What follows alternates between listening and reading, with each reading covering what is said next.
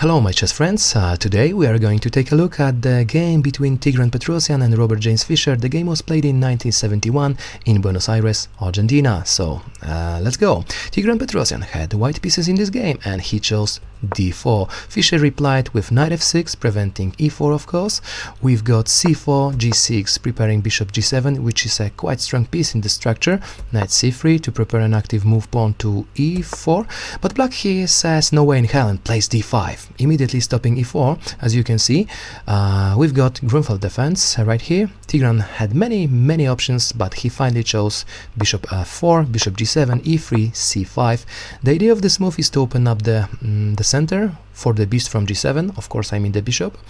White takes c5 and Fischer plays queen a5, immediately putting pressure on c3 square, rook c1 to defend the pinned knight, and here another aggressive move by Fischer, knight to e4. Black has got 3 pieces attacking the poor knight on c3, which is pinned. However, Petrosian didn't seem to be upset and calmly played c takes d5. Fischer continues the attack by playing knight takes c3, and a solid move right now by Petrosian, queen d2, breaking the pin, but now the pawn on a2 is hanging, so Fischer took it with his queen, of course. Right now b takes c3, offering queen exchange, which was eventually rejected by black, who played queen a5. White continues his development with bishop c4, knight d7, knight d2, and now knight e5, attacking the light squared bishop, bishop a2, which is protected by the queen right now. Fischer could have castled here, but he played in his own style, bishop f5, threatening knight d3 check, winning a rook for a knight. To stop this threat, White decided to take the knight on e5, bishop takes e5, and another piece to the center, knight d4, attacking the bishop. But black didn't care about that and took pawn on c5. As you can imagine, White happily took the bishop on a5, at the same time destroying the kingside pawn structure. And here Petrosian castled kingside. As you can see, he wasn't afraid of rook g8 possibilities, something like that. Queen a5 pinning c3 pawn, queen c2 unpinning. There is another aggressive move by Bobby, f4, threatening taking on e3. What to do right now? Petrosian didn't do anything about it, and he continued with his own plan, taking advantage of his pawns and played c4. c4, quite good move. Black takes on e3 and c5, absolutely fearless Petrosian here. Black decided to offer the queen exchange here by playing queen d2, but White said, no thanks mate, I'm good, maybe I'm God. Playing queen a4 check, forcing black's kings to move, king f8, and now I've got a question for you. Which king is safer? To be honest, I would prefer to play this position with white pieces from now on.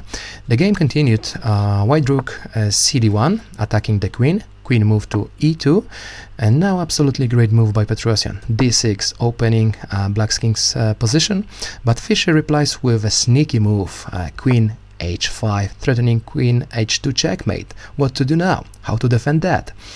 White found the solution, of course. He played f4, attacking the bishop, but Fischer plays another aggressive move in his own style, pawn to e2, forking both white rooks. One of them is going to fall, obviously, but nothing for free, my friends. Pawn takes e5, pawn takes d1, rook takes d1, and black captured on e5. Who is better in this position? What's your opinion? I can tell you this: Petrosian has got more active pieces and his king is much safer. What's more, the advanced pawns c and d are extremely dangerous. I think White is much better here. He's going to prove it by the next move, which is rook f1, putting pressure on f7 square.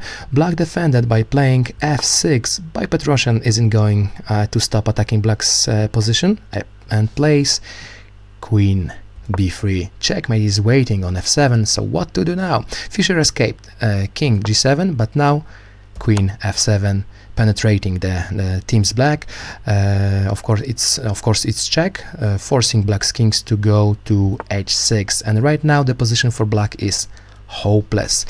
But Fischer hasn't resigned yet, as you can see. White takes e7, proving that the pawn is now unstoppable. And the position for black is worse than bad, I can say that. Fischer played f4, an agonizing move, I guess. rook takes f5, and the last move by Fischer, queen d4 check. But after king h1, black resigned. The position of team black is hopeless. Yeah, that's true. Fischer decided to play aggressively in this game, but unfortunately he didn't manage to prove that his attacking ideas were right. What's more, he forgot about the safety of his king, which caused a lot of problems with development. For example, look at the both rooks, which never played in this game. Needless to say, it was an amazing game. I hope you liked it. Thank you very much.